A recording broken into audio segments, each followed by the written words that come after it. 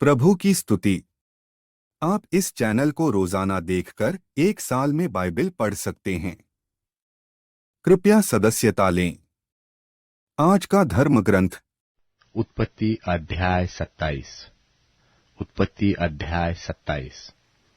जब इसहाक बूढ़ा हो गया और उसकी आंखें ऐसी धुंधली पड़ गई कि उसको सूझता न था, तब उसने अपने जेठे पुत्र एसाव को बुलाकर कहा, हे मेरे पुत्र। उसने कहा, क्या आज्ञा? उसने कहा, सुन, मैं तो बूढ़ा हो गया हूं और नहीं जानता कि मेरी मृत्यु का दिन कब होगा। सो अब तू अपना तरकश और अपना धनुष्य आदि हथियार लेकर मैदान में जा और मेरे लिए हिरन का आहेर कर ले आ। तब मेरी रुचि के अनुसार स्वादिष्ट भोजन बनाकर मेरे पास ले आ कि मैं उसे खाकर मरने से पहले तुझे जी भर के आशीर्वाद दूं। तब एसाव आहेर करने को मैदान में गया। जब इसहाक एसाव से यह बात कह रहा था, तब रिबका सुन रही थी। सो उसने अपने पुत्र याकूब से कहा, सुन, मैंने तेरे पिता को तेरे भाई एसाव से यह कहते सुना कि तू मेरे लिए आहेर करके उसका स्वादिष्ट भोजन बना कि मैं उसे खाकर तुझे यहोवा के आगे मरने से पहले आशीर्वाद दूं।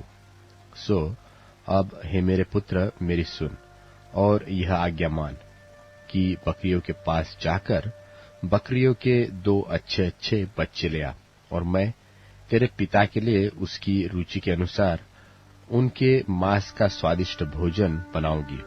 तब तू उसको अपने पिता के पास ले जाना कि वह उसे खाकर मरने से पहले तुझको आशीर्वाद दे। याकूब ने अपनी माता रिबका से कहा, सुन, मेरा भाई एसाव तो रोआर पुरुष है और मैं रोमहीन पुरुष हूं। कदाचित मेरा पिता मुझे टटोलने लगे तो मैं उसकी दृष्टि में ठग ठहरूंगा और आशीष के बदले शाप ही पाऊंगा। उसकी माता ने उससे कहा, हे मेरे पुत्र, शाप तुझ पर नहीं, मुझ ही पर पड़े। तू केवल मेरी सुन और जाकर वे बच्चे मेरे पास ले आ। तब याकूब जाकर उनको अपनी माता के पास ले आया और माता ने उसके पिता की रुचि के अनुसार स्वादिष्ट भोजन बना दिया। तब रिबका ने अपने पहलौठे पुत्र एसाव के सुंदर वस्त्र जो उसके पास घर में थे लेकर अपने पुत्र याकूब को पहना दिए और बकरियों के बच्चों की खालों को उसके हाथों में और उसके चिकने गले में लपेट दिया, और वह स्वादिष्ट भोजन और अपनी बनाई हुई रोटी भी अपने पुत्र याकूब के हाथ में दे दी। सो वह अपने पिता के पास गया और कहा, हे मेरे पिता। उसने कहा, क्या बात है? हे मेरे पुत्र, तू कौन है? याकूब ने अपने पिता से कहा, मैं तेरा जेठा पुत्र एसाव हूं। मैंने तेरी आज्ञा के अनुसार किया है। सो उठ और बैठकर मेरे अहेर के मांस में से खा कि तू जी से मुझे आशीर्वाद दे। इसहाक ने अपने पुत्र से कहा, हे मेरे पुत्र, क्या कारण है कि वह तुझे इतनी जल्दी मिल गया? उसने उत्तर दिया कि तेरे परमेश्वर यहोवा ने उसको मेरे सामने कर दिया। फिर इसहाक ने याकूब से कहा, हे मेरे पुत्र, निकट आ, मैं तुझे टटोलकर जानूं कि तू सचमुच मेरा पुत्र एसाव है व नहीं। तब याकूब अपने पिता इसहाक के निकट गया और उसने उसको टटोलकर कहा, बोल, तो याकूब का सा है, पर हाथ एसाव ही के से जान पड़ते हैं। और उसने उसको नहीं चिन्हा, क्योंकि उसके हाथ उसके भाई के से रोंआर थे। सो उसने उसको आशीर्वाद दिया और उसने पूछा, क्या तू सचमुच मेरा पुत्र एसाव है? उसने कहा, हाँ, मैं हूं। तब उसने कहा, भोजन को मेरे निकट ले आ कि मैं अपने पुत्र के अहेर के मांस में से खाकर तुझे जी से आशीर्वाद दूं।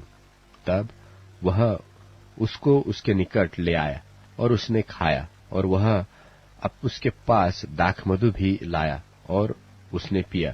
तब उसके पिता इसहाक ने उससे कहा, हे मेरे पुत्र, निकट आकर मुझे चूम। उसने निकट जाकर उसको चूमा और उसने उसके वस्त्रों का सुगंध पाकर उसको वह आशीर्वाद दिया कि देख, मेरे पुत्र का सुगंध जो ऐसे खेत का सा है जिस पर यहोवा ने आशीष दी हो। सो परमेश्वर तुझे आकाश से ओस और भूमि की उत्तम से उत्तम उपज और बहुत सा अनाज और नया दाखमधु दे, और राज्य राज्य के लोग तेरे अधीन हो, और देश देश के लोग तुझे दंडवत करें। तू अपने भाइयों का स्वामी हो, और तेरी माता के पुत्र तुझे दंडवत करे। जो तुझे शाप दे सो आप ही श्रापित हो, और जो तुझे आशीष दे सो आशीष पाए। यह आशीर्वाद इसहाक याकूब को दे ही चुका, और याकूब अपने पिता इसहाक के सामने से निकला ही था कि एसाव अहेर लेकर आ पहुंचा। तब वह भी स्वादिष्ट भोजन बनाकर अपने पिता के पास ले आया और उससे कहा, हे मेरे पिता, उठकर अपने पुत्र के अहेर का मांस खा, ताकि मुझे जी से आशीर्वाद दे। उसके पिता इसहाक ने पूछा, तू कौन है? उसने कहा, मैं तेरा जेठा पुत्र एसाव हूं। तब इसहाक ने अत्यंत थरथर कांपते हुए कहा, फिर वह कौन था जो अहेर करके मेरे पास ले आया था, और मैंने तेरे खाने से पहले सब में से कुछ कुछ खा लिया और उसको आशीर्वाद दिया, वरन उसको आशीष लगी भी रहेगी। अपने पिता की यह बात सुनते ही एसाव ने अत्यंत ऊंचे स्वर से और दुख भरे स्वर से चिल्लाकर अपने पिता से कहा, हे मेरे पिता, मुझको भी आशीर्वाद दे। उसने कहा, तेरा भाई धूर्तता से आया और तेरे आशीर्वाद को लेके चला गया। उसने कहा, क्या उसका नाम याकूब अर्थात नहीं रखा गया? उसने मुझे 2 बार अंगड़ा मारा, मेरी पहलौठे का अधिकार तो उसने ले ही लिया था, और अब देख, उसने मेरा आशीर्वाद भी ले लिया है। फिर उसने कहा, क्या तूने मेरे लिए भी कोई आशीर्वाद नहीं सोच रखा है? इसहाक ने एसाव को उत्तर देकर कहा, सुन, मैंने उसको तेरा स्वामी ठहराया और उसके सब भाइयों को उसके अधीन कर दिया, और अनाज और नया दाखमधु देकर उसको पुष्ट किया है। सो अब हे मेरे पुत्र, मैं तेरे लिए क्या करूं? एसाव ने अपने पिता से कहा, हे मेरे पिता, क्या तेरे मन में एक ही आशीर्वाद है? हे मेरे पिता, मुझको भी आशीर्वाद दे। यो कहकर एसाव फूट फूट कर रोने लगा। उसके पिता इसहाक ने उससे कहा, सुन, तेरा निवास उपजाऊ भूमि पर हो, और ऊपर से आकाश की ओस उस पर पड़े, और तू अपनी तलवार के बल से जीवित रहे, और अपने भाई के अधीन तो होए, पर जब तू स्वाधीन हो जाएगा तब उसके जुए को अपने कंधे पर से तोड़ फेंके।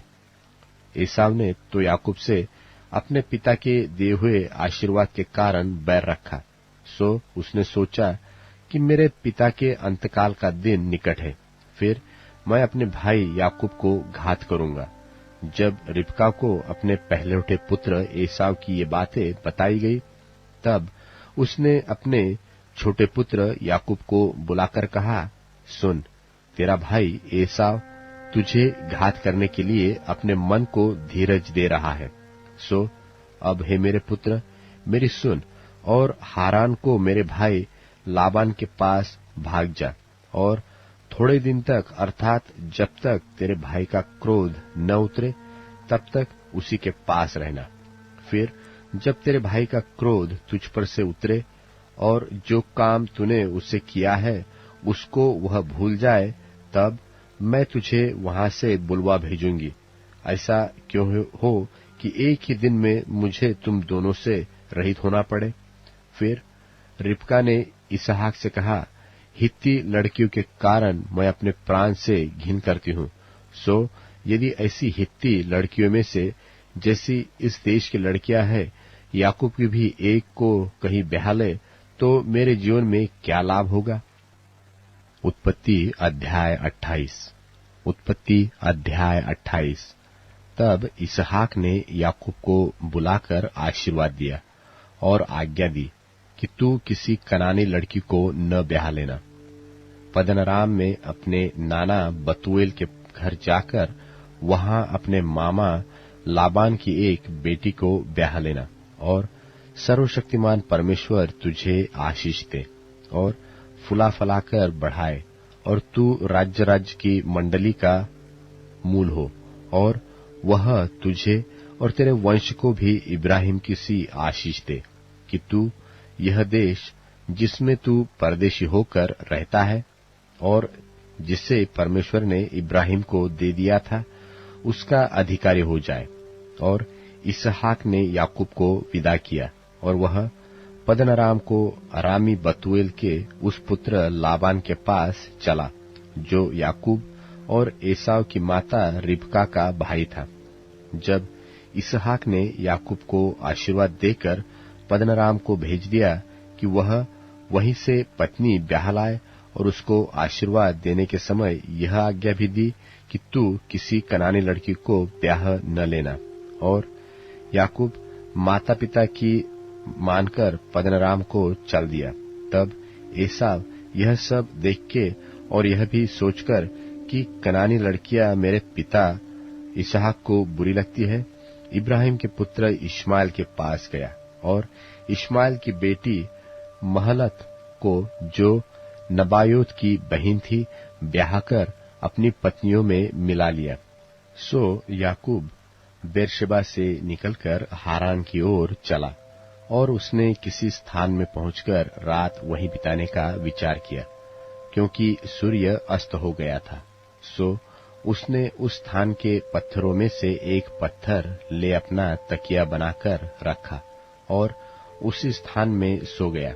तब उसने स्वप्न में क्या देखा कि एक सीढ़ी पृथ्वी पर खड़ी है, और उसका सिरा स्वर्ग तक पहुंचा है, और परमेश्वर के दूत उस पर से चढ़ते उतरते हैं, और यहोवा उसके ऊपर खड़ा होकर कहता है कि मैं यहोवा तेरे दादा इब्राहिम का परमेश्वर और इसहाक का भी परमेश्वर हूं।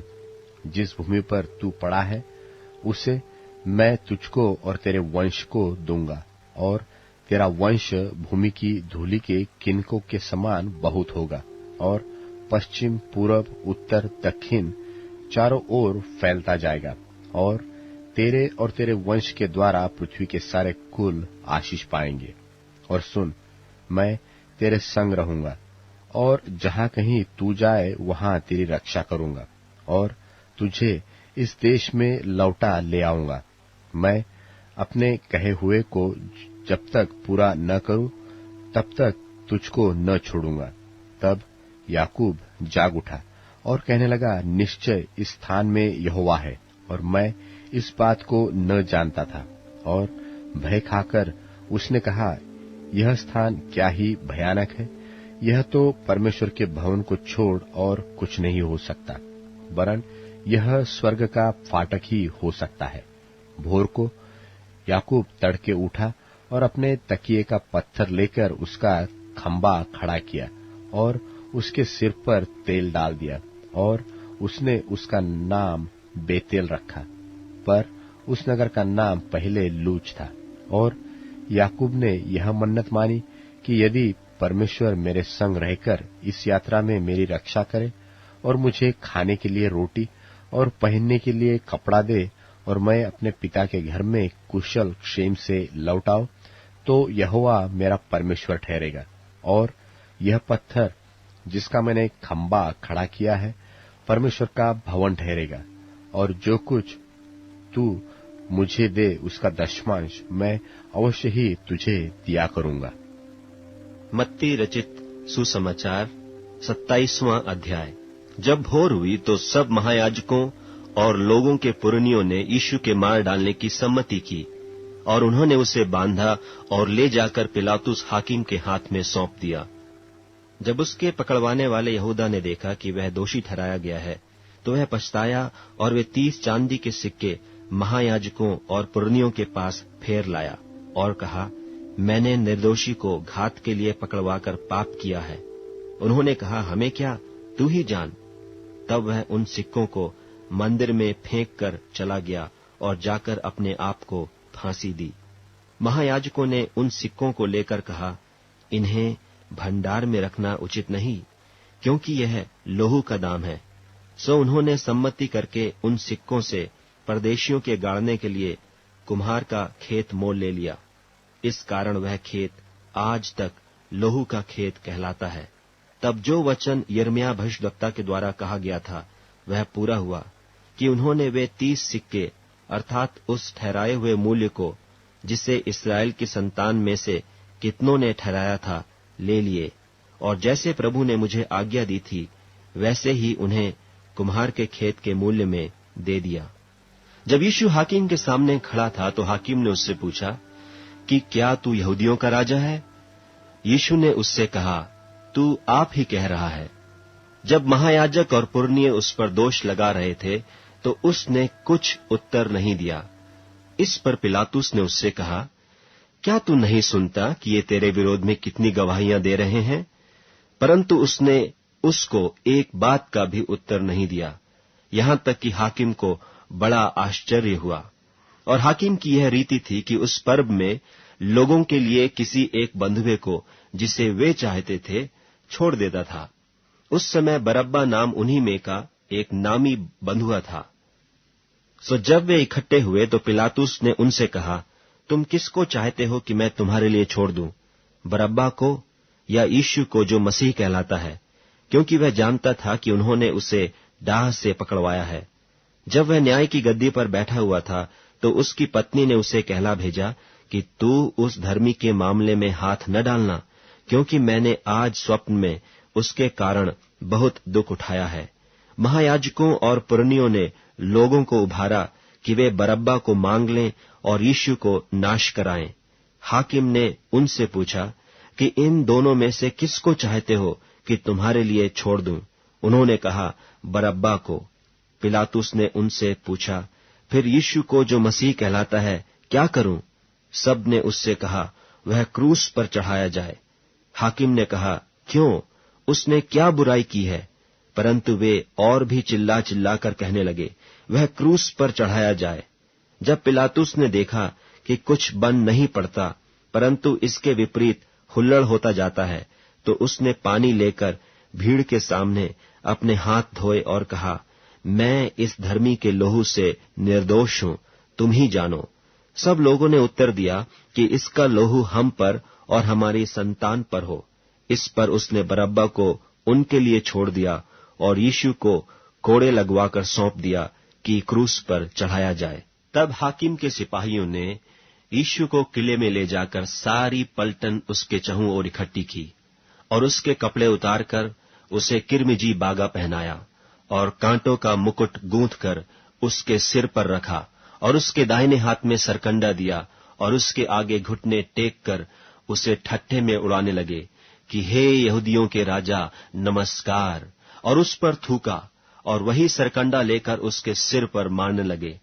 जब वे उसका ठट्ठा कर चुके तो वह बागा उस पर से उतार कर फिर उसी के कपड़े उसे पहनाए और क्रूस पर चढ़ाने के लिए ले चले। बाहर जाते हुए उन्हें शमौन नाम एक कुरेनी मनुष्य मिला।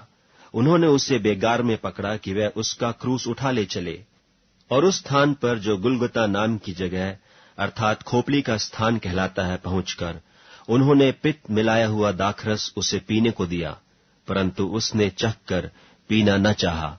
तब उन्होंने उसे क्रूस पर चढ़ाया और चिट्ठियां डालकर उसके कपड़े बांट लिए और वहां बैठकर उसका पहरा देने लगे और उसका दोष पत्र उसके सिर के ऊपर लगाया कि यह यहूदियों का राजा यीशु है। तब उसके साथ 2 डाकू एक दाहिने और एक बाएं क्रूसों पर चढ़ाए गए और आने जाने वाले सिर हिला हिला कर उसकी निंदा करते थे और यह कहते थे कि हे मंदिर के ढाने वाले और 3 दिन में बनाने वाले, अपने आप को तो बचा। यदि तू परमेश्वर का पुत्र है तो क्रूस पर से उतर आ।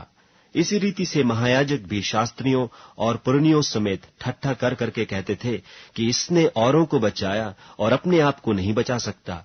यह तो इस्राएल का राजा है, अब क्रूस पर से उतर आए तो हम उस पर विश्वास करें। उसने परमेश्वर पर भरोसा रखा है। यदि वह इसको चाहता है तो अब इसे छुड़ा ले, क्योंकि इसने कहा था कि मैं परमेश्वर का पुत्र हूं। इसी प्रकार डाकू भी जो उसके साथ क्रूसों पर चढ़ाए गए थे उसकी निंदा करते थे। दोपहर से लेकर तीसरे पहर तक उस सारे देश में अंधेरा छाया रहा। तीसरे पहर के निकट यीशु ने बड़े शब्द से पुकार कर कहा, एली एली लमा शबक्तनी, अर्थात हे मेरे परमेश्वर, तूने मुझे क्यों छोड़ दिया।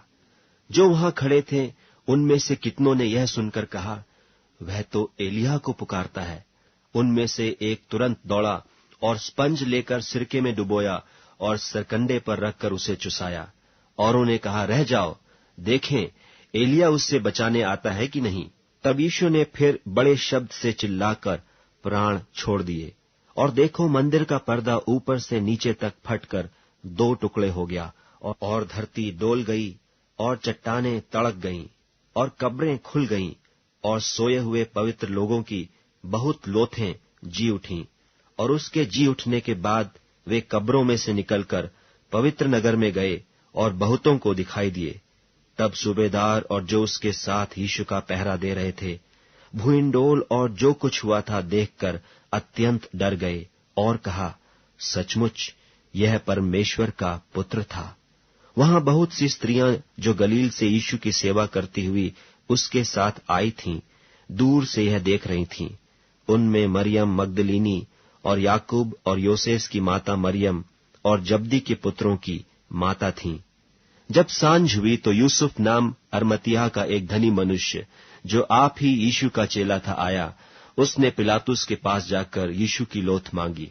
इस पर पिलातुस ने दे देने की आज्ञा दी। यूसुफ ने लोथ को लेकर उसे उज्ज्वल चादर में लपेटा और उसे अपनी नई कब्र में रखा जो उसने चट्टान में खुदवाई थी, और कब्र के द्वार पर बड़ा पत्थर लुढ़काकर चला गया। और मरियम मगदलीनी और दूसरी मरियम वहां कब्र के सामने बैठी थीं।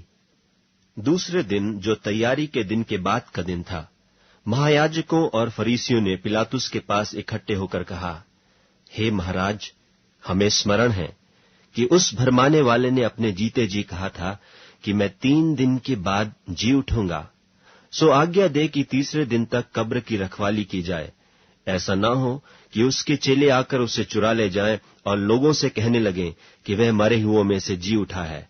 तब पिछला धोखा पहले से भी बुरा होगा। पिलातुस ने उनसे कहा, तुम्हारे पास पहरुए तो हैं, जाओ अपनी समझ के अनुसार रखवाली करो। सो वे पहरुओं को साथ लेकर गए और पत्थर पर मुहर लगाकर कब्र की रखवाली की। मत्ती रचित सुसमाचार 28वां अध्याय। सब्त के दिन के बाद सप्ताह के पहले दिन पहर फटते ही मरियम मगदलीनी और दूसरी मरियम कब्र को देखने आईं। और देखो, एक बड़ा भूइंडोल हुआ, क्योंकि प्रभु का एक दूत स्वर्ग से उतरा और पास आकर उसने पत्थर को लुढ़का दिया और उस पर बैठ गया। उसका रूप बिजली का सा और उसका वस्त्र पाले की नाई उज्ज्वल था। उसके भय से पहरुए कांप उठे और मृतक समान हो गए। स्वर्गदूत ने स्त्रियों से कहा कि तुम मत डरो, मैं जानता हूं कि तुम यीशु को जो क्रूस पर चढ़ाया गया था ढूंढती हो। वह यहां नहीं है, परंतु अपने वचन के अनुसार जी उठा है। आओ, यह स्थान देखो जहां प्रभु पड़ा था, और शीघ्र जाकर उसके चेलों से कहो कि वह मृतकों में से जी उठा है, और देखो वह तुमसे पहले गलील को जाता है, वहां उसका दर्शन पाओगे। देखो, मैंने तुमसे कह दिया। और वे भय और बड़े आनंद के साथ कब्र से शीघ्र लौटकर उसके चेलों को समाचार देने के लिए दौड़ गईं।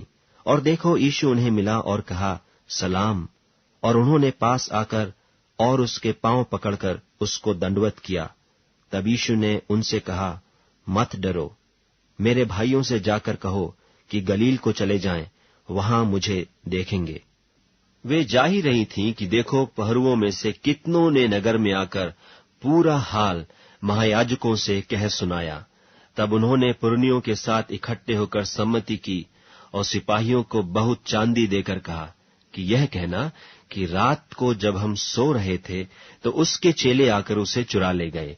और यदि यह बात हाकिम के कान तक पहुंचेगी तो हम उसे समझा लेंगे और तुम्हें जोखिम से बचा लेंगे। सो उन्होंने रुपये लेकर जैसा सिखाए गए थे वैसा ही किया, और यह बात आज तक यहूदियों में प्रचलित है। और 11 चेले गलील में उस पहाड़ पर गए जिसे यीशु ने उन्हें बताया था, और उन्होंने उसके दर्शन पाकर उसे प्रणाम किया, पर किसी किसी को संदेह हुआ। यीशु ने उनके पास आकर कहा कि स्वर्ग और पृथ्वी का सारा अधिकार मुझे दिया गया है, इसलिए तुम जाकर सब जातियों के लोगों को चेला बनाओ और उन्हें पिता और पुत्र और पवित्र आत्मा के नाम से बपतिस्मा दो, और उन्हें सब बातें जो मैंने तुम्हें आज्ञा दी हैं मानना सिखाओ, और देखो मैं जगत के अंत तक सदैव तुम्हारे संग हूँ। भजन संहिता अध्याय 14। भजन संहिता अध्याय 14। मूर्ख ने अपने मन में कहा है कि कोई परमेश्वर है ही नहीं। वे बिगड़ गए, उन्होंने घिनौने काम किए हैं, कोई सुकर्मी नहीं।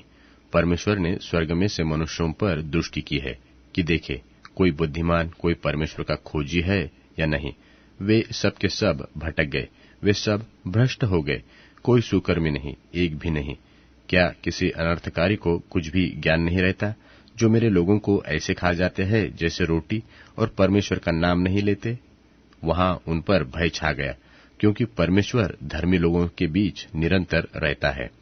तुम तो दीन की युक्ति की हंसी उड़ाते हो, इसलिए कि यहोवा उसका शरण स्थान है। भला हो कि इस्राएल का उद्धार सिय्योन से प्रकट होता। जब यहोवा अपनी प्रजा को दासत्व से लौटा ले आएगा, तब याकूब मगन और इस्राएल आनंदित होगा।